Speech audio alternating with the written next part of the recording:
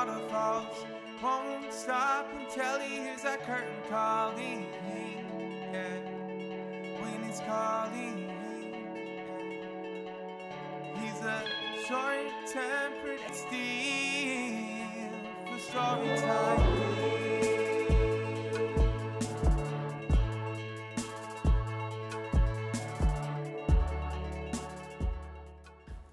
Hello! So for today's video we're going to be doing a tutorial on the look inspired by this book right here, which is Dream a Little Dream, which is a really fun young YA book that I really love. I'll be doing a book review of it if you are ever interested in those. So if you are interested in those, then yeah, that'll be coming for you soon. And yeah, the main character in this is a high school student. She's very like no frills, easy, whatnot. So I thought it would be the perfect inspiration to do a effortless kind of everyday natural makeup. So let's go ahead and get into it. Okay, so I'm going to be leaving my glasses on for this look because it fits with the character, but for the sake, obviously, of doing my makeup, I am going to take it off. So I'm just gonna leave them up here. I like to keep my glasses up here because since I truly am incredibly bad-sighted, as you see me drawing the mirror closer to my face, can try and use the uber magnification side. There we go. And to start this look off, since the eye makeup is going to be so incredibly simple, we are just going to first prime our face, which I've already done. I use the Smashbox Photo Finish Primerizer, this guy right here. I like it because it moisturizes and primes at the same time, and it keeps my makeup on but doesn't get me like super greasy or oily looking. And the first step we're going to do for this is to just conceal a little bit. And to do that, I'm just going to do a tiny bit onto my eyes to help block out my veins, and then a tiny bit underneath. Now, well, normally when I'm doing like a full face glam, I will do a concealer that is 1 to 2 shades lighter. For this, I'm using something that matches my skin tone. The reason for that is I'm not going to be using a full coverage or heavy foundation at all. So if I use a really full coverage concealer and then I don't use a really full coverage foundation, what I have noticed is that you get kind of the inverse of raccoon eyes, where you can easily get, like when you use the shade that's 1 to 2 shades lighter and then like only a powder or something, you'll get like this white circle around your eye, and it doesn't matter how well you blend your foundation or how well you blend your concealer into your natural skin tone. It's just going to be a really stark difference, because with your natural skin tone, you know, you've got all the different pigmentation. Like for me, I've got a lot of red and whatnot, and if I try to blend like a stark white into that, it's just going to create a very big noticeable difference. And then once I have got that blended out, just to kind of help color correct, I'm going to check, and with the same concealer, I am just going to spot correct. I've got a lot of redness around my nose, you know, cover up a couple of the pimple spots since apparently I'm doing the makeup of like a high schooler. My body decided to appropriately give me the acne of a high schooler, or when I was in high school, I should say. And let that sit for a little bit. If you really want to get the maximum coverage out of your concealer, give it a couple seconds, let it sit, let it dry down a little bit. Obviously don't let it dry down all the way, but you know, just let it chill for a second. And then when it does, I'm just going to go back in with my brush. You can use a brush, you can also very easily use your finger for this. I'm just going to blend that in.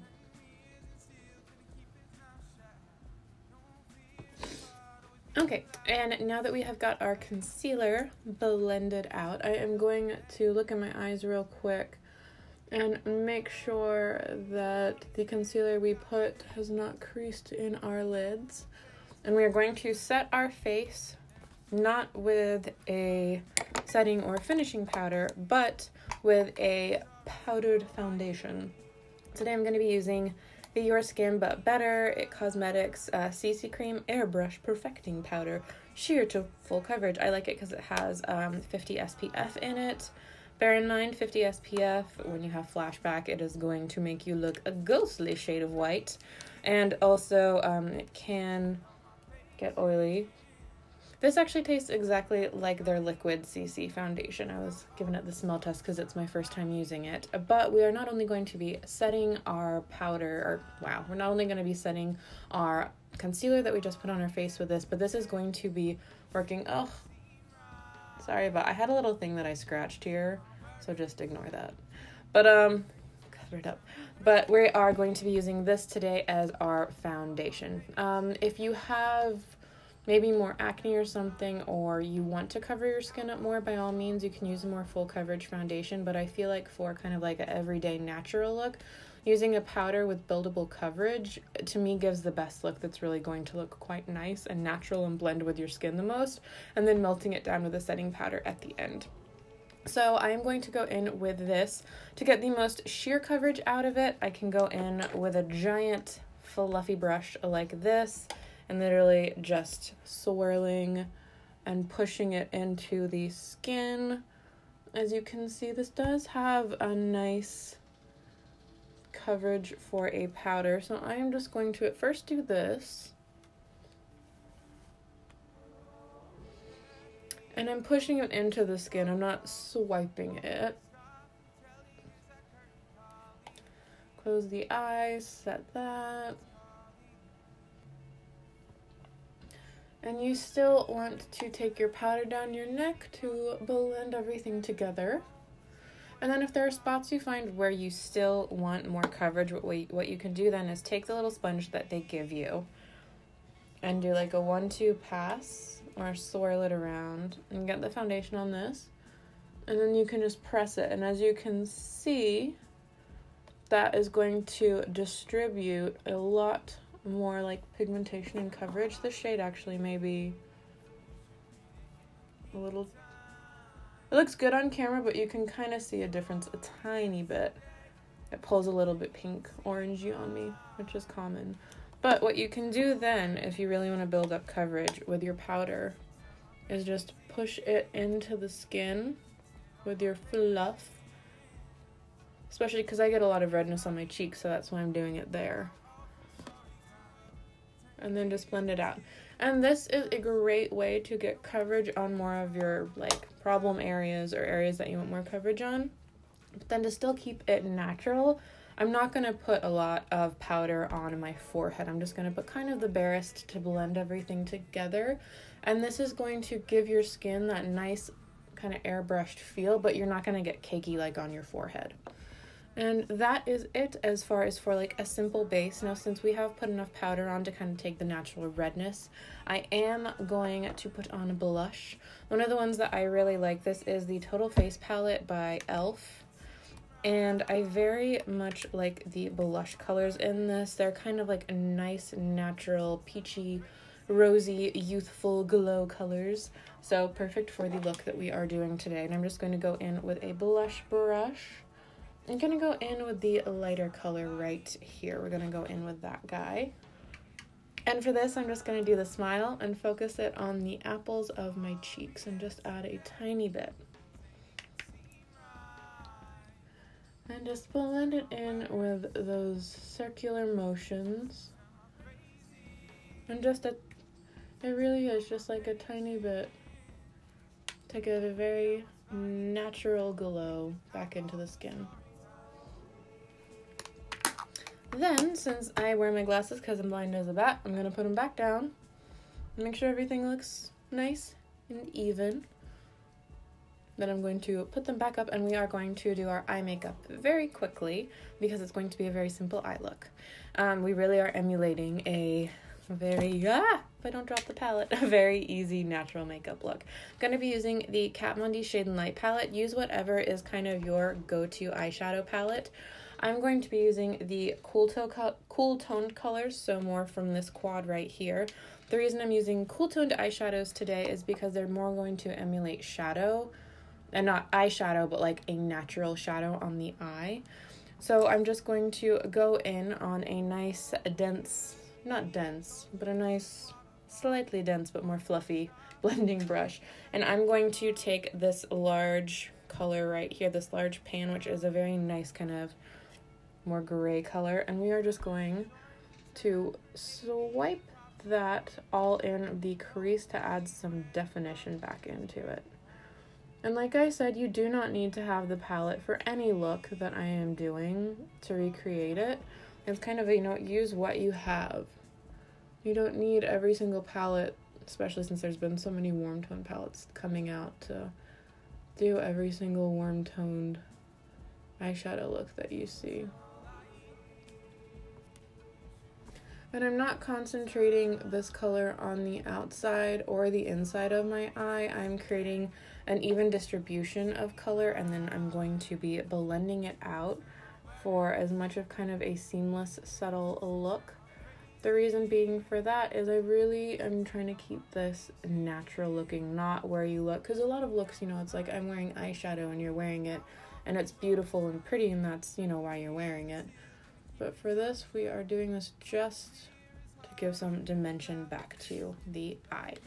And now what you can do, since I feel like my eyes still look very like white because of the concealer that we put on them to cancel the color out, I'm going to take this natural peach color right here, and then on a flat little brush, I am just going to pat that on to my eye like so.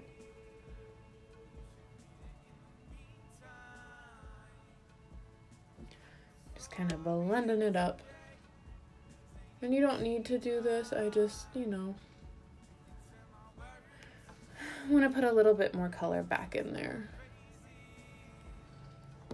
And then with the same brush we used to apply our first color, just going to blend that all together. Obviously this isn't a precise detailed look, this is a very natural. Now I'm just going to leave it at that for the eyes. Super, super simple, super, super easy. I'm going to throw on some mascara. The mascara that I'm going to be using today is the Telescopic by L'Oreal. I use this when I want kind of like a lashes, but like my lashes but better look, because it more just lengthens and darkens them, as opposed to giving me that super butterfly clumpy eyelash that I look when I'm doing more of a dramatic look. And when I put it on my lower lash line, I'm only putting it right here on that little area to kind of frame the eyes a little bit. One of the reasons that I almost will always put on mascara is that I have very light eyelashes. So unless I have mascara on, you're probably not going to see my eyelashes. And that is it for our mascara. Super, super easy. If you don't like your lashes for any reason, or if you feel like they're not as full as you would like, I, for this look, would throw on just a super natural pair of lashes. I wouldn't go too crazy with it, but I would throw on something that just naturally emphasizes what you got. If you have an eyebrow routine, this is where insert that. But if you have your eyebrows grown out, then I would just let your natural eyebrows do their thing for this. No highlight whatsoever. I'm not going to be putting anything in my waterline or my lash line. I'm not going to be doing an inner corner highlight. I'm just going to put the glasses back on, and then the last step we are going to do is gloss. Their main character, one time when she's getting all fancy in the book, there's a scene where she like puts on lip gloss, and that's how things are getting super, super fancy. So what gloss to wear? That is the question, is it not? Okay, so I have the Maybelline Vivid Hot Lacquer. I've only worn this once over lipstick, so I'm still kind of determining my feelings on it. But I feel like it would be perfect for this look, so we are going to do it.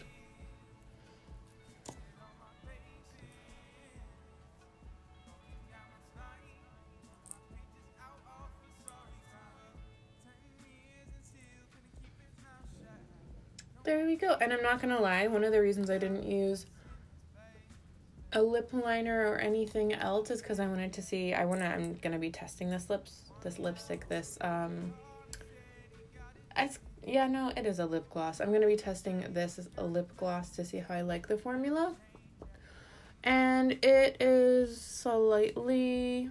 It's pretty opaque for a lip gloss, but it is some patchiness. So normally to combat that for a look like this, I would just throw my favorite lip liner underneath it, and then I would put this lip gloss over it. Just wanted to address that quite quickly. But I like this, a nice, simple, easy, natural look. And I see that this is why having my glasses on helps. I want to blend my powder foundation a little bit more.